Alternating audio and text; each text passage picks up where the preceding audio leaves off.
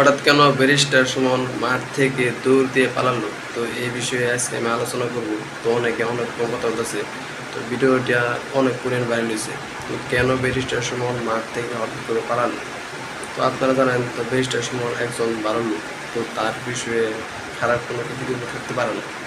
তো এইটা আমার বিশ্বাস। এখানে খেলা চলতেছিল, তো কোনো একটা লিগ।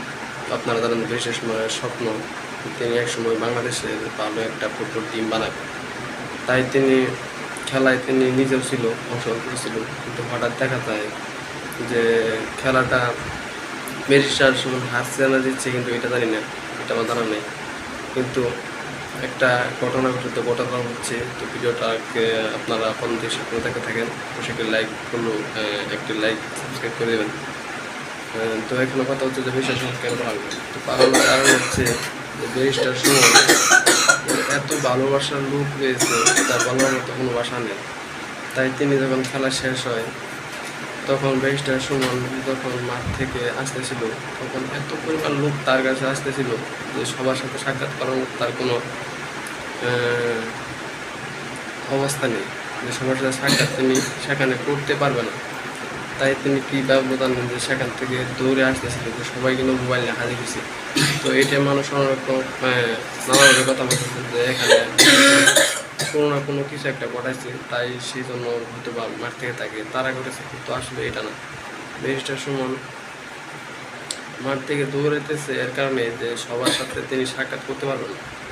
কারে তিনি ভালো ভাববে এবং কারে তিনি ছবি তুলবে, কার মন জয় করবে, তাই তিনি ভাবলেন যে আমি এখান থেকে চলে যাই, মানে সবচেয়ে বেটার হবে। তাই তিনি মাঠ থেকে চলে আসে। তো এইটাই হচ্ছে মূল কথা। তো আপনারা এখানে অন্য কোনো কিছু ভাববেন না। তো এই ভিডিওতে আমি কিন্তু বলে দিয়েছি তো কেন ব্যারিস্টার সুমন এখান থেকে পালালো। তো এটা আসলে তিনি পালায়নি, অনেকে অন্যরকম কথা বলতেছে যে তিনি পালিয়ে গেছে, আসলে কিন্তু সেটা না।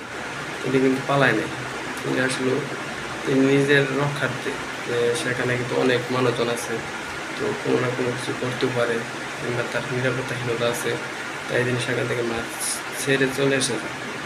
তাই তিনি দৌড় দিয়ে মাঠ থেকে চলে এসেছে। পিছিয়ে কিন্তু পুলিশে ছিল, তো দেখেন দৌড়ে দৌড়ে কিন্তু আসতেছিল। এটা অন্য কোনো কিছু পাওয়ার নেই। তো আপনাদেরকে আমি ক্লিয়ারলি বলে দিলাম। তো সবাই শেয়ার করে দেবেন এবং সাবস্ক্রাইব করে দেবেন।